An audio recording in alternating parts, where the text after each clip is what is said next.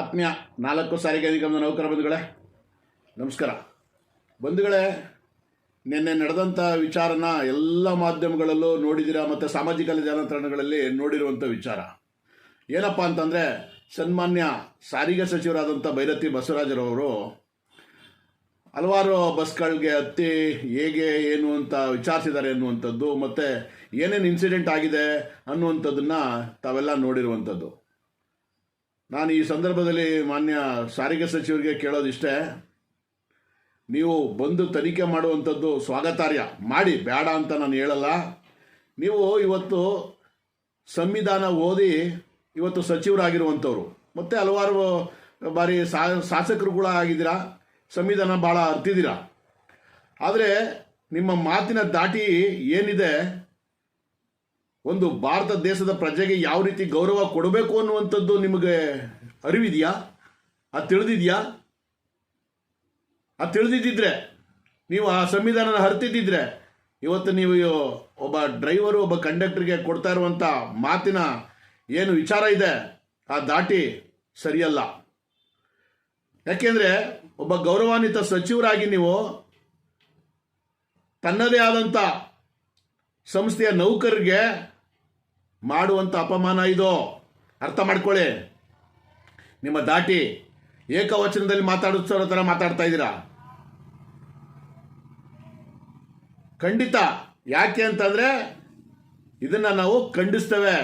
ಜೊತೆಗೆ ಚಿಲ್ಲರೆ ಇಲ್ಲ, ಇಳಿರಿ ಅಂತ ಹೇಳ್ತೀರಾ, ಬಸ್ನಿಂದ ಅಂತ ಹೇಳ್ತೀರಲ್ಲ, ಸನ್ಮಾನ್ಯ ಸಾರಿಗೆ ಸಚಿವರೇ, ನೀವು ಅರ್ಥ ಮಾಡ್ಕೋಬೇಕು. ಇವತ್ತು ಕಂಡಕ್ಟರ್ ಕೆಲಸ, ಡ್ರೈವರ್ ಕೆಲಸ ಎಷ್ಟು ಕಷ್ಟಕರವಾಗಿದೆ ಅನ್ನೋದು. ಯಾವುದೋ ಒಂದು ದಿನ ಬಸ್ಗೆ ಹೋಗಿ 1 ಗಂಟೆ ಟೈಮಲ್ಲಿ ಪರೀಕ್ಷೆ ಮಾಡಿಬಿಟ್ರೆ ಸಾಲದು ಸ್ವಾಮಿ.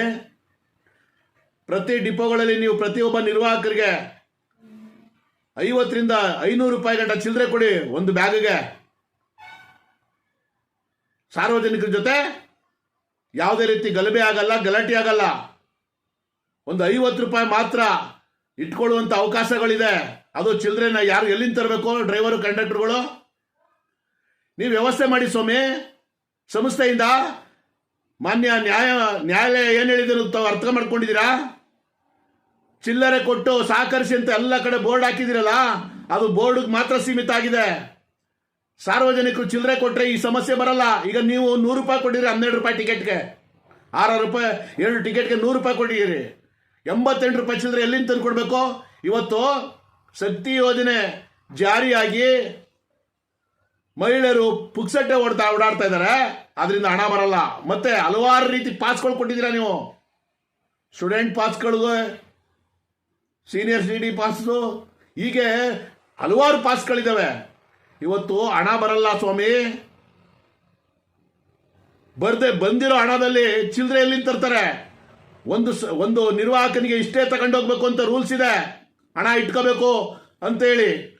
ನೀವು ಜಾಸ್ತಿ ಮಾಡಿ ಜೊತೆಗೆ 500 ರೂಪಾಯಿನ ಒಂದು ಬ್ಯಾಗ್ಗೆ ಪ್ರತಿ ಒಬ್ಬ ಕಂಡಕ್ಟರ್ಗೂ ಹಾಕಿ ಸ್ವಾಮಿ. ಈ ಚಿಲ್ಲರೆ ಸಮಸ್ಯೆ ಬಗೆಹರಿತದೆ. ಜೊತೆಗೆ ಸಂಸ್ಥೆಯಲ್ಲಿ ಸಾಕಷ್ಟು ಸಮಸ್ಯೆ ಇದೆ, ಅದನ್ನ ಕೇಳಿ. ಫಸ್ಟು ಒಂದು ಬಸ್ಗೆ, ಒಂದು ಮಾರ್ಗಕ್ಕೆ ಎಷ್ಟು ಶೆಡ್ಯೂಲ್ ರೇಸ್ ಬೇಕು ಗೊತ್ತಿದೆ ಸ್ವಾಮಿ? 9 ಜನ ಬೇಕಾಗಿದೆ. ನಮ್ಮಲ್ಲಿ ಇರುವುದೆಷ್ಟು? ಅರ್ಧ ಜನ. 4 ರಿಂದ 5 ಜನ ಒಳಗಡೆ ಇರುವಂಥದ್ದು. ಇನ್ನು 4 ಜನ ಕೆಲಸನ ಈ ನಿರ್ವಾಹಕರು, ಚಾಲಕರು, ತಾಂತ್ರಿಕ ಸಿಬ್ಬಂದಿಗಳು ಮಾಡ್ತಾ ಇದ್ದಾರೆ.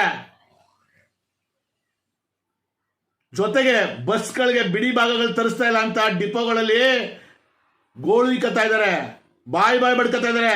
ಇವತ್ತು ಎಷ್ಟೋ ಬಸ್ಗಳ ಮುಂದೆ ಗ್ಲಾಸು ಒಡೆದೋಗಿದೆ. ಸೈಡ್ ಮಿರರ್ಗಳು, ಸರಿಯಾದಂಥ ಸೈಡ್ ಮಿರರ್ಗಳಿಲ್ಲ, ಆರನ್ಗಳಿಲ್ಲ. ಬಿಡಿ ಭಾಗಗಳ ಕೊರತೆ ತುಂಬ ಎದ್ದು ಕಾಣ್ತಿದೆ.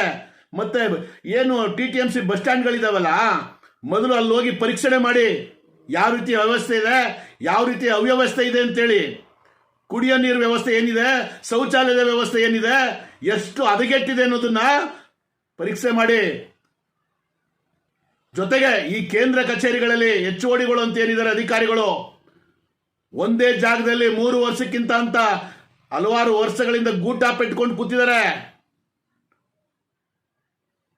ಈ ಈ ಭಾಗದಿಂದ ಕೇಂದ್ರ ಕಚೇರಿ BMTC ಕೇಂದ್ರ ಕಚೇರಿಯಿಂದ KSRTC KSRTC BMTC ಹಾಕಿ ಆ ಕಡೆಯಿಂದ ಈ ಕಡೆಗೆ ಈ ಕಡೆಯಿಂದ ಆ ಕಡೆಗೆ 4 ನಿಗಮದಲ್ಲಿ ಗೊತ್ತಾಗುತ್ತೆ ಅವ್ರ ಕಷ್ಟ ಸುಖ, ಡ್ರೈವರ್ ಕಷ್ಟ ಎಷ್ಟು, ಕಂಡಕ್ಟರ್ಗೆ ಕಷ್ಟ, ಮೆಕ್ಯಾನಿಕ್ ಕಷ್ಟ ಅಂತೇಳಿ. AC ಒಳಗಡೆ ಫ್ಯಾನ್ ಕೆಳಗಡೆ ಕುತ್ಕೊಂಡು ಆದೇಶ ಮಾಡೋದಲ್ಲ, ನನಗೆ ಅಧಿಕಾರ ಇದೆ ಅಂತೇಳಿ ಅವ್ರಿಗೆ ಹೇಳ್ತೀರಾ. ಡ್ರೈವರ್ ಕಂಡಕ್ಟರ್ಗೆ ಏನಪ್ಪ ಏನು ನಿನ್ನ ಹೆಸರು, ಏನಪ್ಪ ಅಲ್ಲ ಏನು ನಿನ್ನ ಹೆಸರು ಅಂತೀರಾ ಏಕವಚನದಲ್ಲಿ. ಗೌರವ ಕೊಡೋದ್ರ ಮೊದಲು ಕಲ್ತ್ಕೊಳ್ಳಿ ಸ್ವಾಮಿ. ನಾವು ತುಂಬಾ ಬಡವರು, ನಿಮ್ಮಂಗೆ ಶ್ರೀಮಂತರಲ್ಲ. ನಿಮ್ಮ ತರ ಚಿನ್ನದ ಸ್ಪೂನು ಬೆಳ್ಳಿ ಸ್ಪೂನಲ್ಲಿ ಊಟ ಮಾಡ್ತಾ ಇಲ್ಲ ಸ್ವಾಮಿ. ನಾವು ರೈತರ ಮಕ್ಕಳು, ಕೂಲಿಕಾರರ ಮಕ್ಕಳು. ನಾವು ಫಸ್ಟು ಯಾವುದೇ ವ್ಯಕ್ತಿಗೆ, ಭಾರತದ ಪ್ರಜೆಗೆ ಗೌರವ ಕೊಡೋದನ್ನ ಮೊದಲು ನೀವು ಸಂಸ್ಕೃತ ಕಲ್ತ್ಕೊಳ್ಳಿ. ಯಾರೇ ನಿಮಗೆ ಕಲಿಸ್ಕೋದ್ರು ಸಂಸ್ಕೃತನ? ನಿಮಗೆ ಭಾಷೆ ಕಲಿಸ್ತವ್ರು ಯಾರ್ರೀ? ಸಚಿನ್ ಆಗಿದ್ದೀನಿ ಅಂತೇಳಿ ನಾನು ಸಸ್ಪೆಂಡ್ ಮಾಡ್ತೀನಿ, ನಾನು ಡಿಸ್ಮಿಸ್ ಮಾಡ್ತೀನಿ, ಅಧಿಕಾರ ಇದೆ ನಿಮಗೆ. ಅಲ್ಲಿ ಸ್ಟಾಪೇ ಇಲ್ಲ. ಸ್ಟಾಪ್ ಕೊಡಿ ಅಂತಂದ್ರೆ ಏನರ್ಥ? ಸಾರ್ವಜನಿಕರಿಗೆ ಪಾಪ ಏನು ಗೊತ್ತಿರುತ್ತೆ? ಅದಕ್ಕೆ ಆದಂಥ ತನಿಖಾ ದಳಗಳಿರುತ್ತೆ. ಅಕಸ್ಮಾತ್ ಸ್ಟಾಪ್ ಕೊಟ್ಟ ಸಾರ್ಥಿ ಅವ್ರು ಕಾಯ್ಕೊಂಡಿರ್ತಾರೆ ಸೈಡಲ್ಲಿ, ಏನೋ ಕಳ್ಳರಿಗಿಡಿ ಹೇಳ್ತಾರ, ಅವ್ರು ಬಂದು ಮೆಮೊ ಕೊಡ್ತಾರೆ. ಅದಕ್ಕೆ ನೀವು ಹೊಣೆ ಹಾಕ್ತೀರಾ? ಮಾತೆತ್ತನ ಡ್ರೈವರು, ಕಂಡಕ್ಟರ್, ಮೆಕ್ಯಾನಿಕ್ಗೆ ಚಾರ್ಜ್ ಶೀಟ್ ಮೇಲೆ ಚಾರ್ಜ್ ಶೀಟು ಎತ್ತಾಗೋದ್ರೂ ಅವ್ರ ಮೇಲೆ ಬರೆ. ನಿಮ್ಗೇನು ಅಧಿಕಾರ ಇದೆ? ಅಧಿಕಾರ, ಅಂತಸ್ತು, ಈ ದರ್ಪ.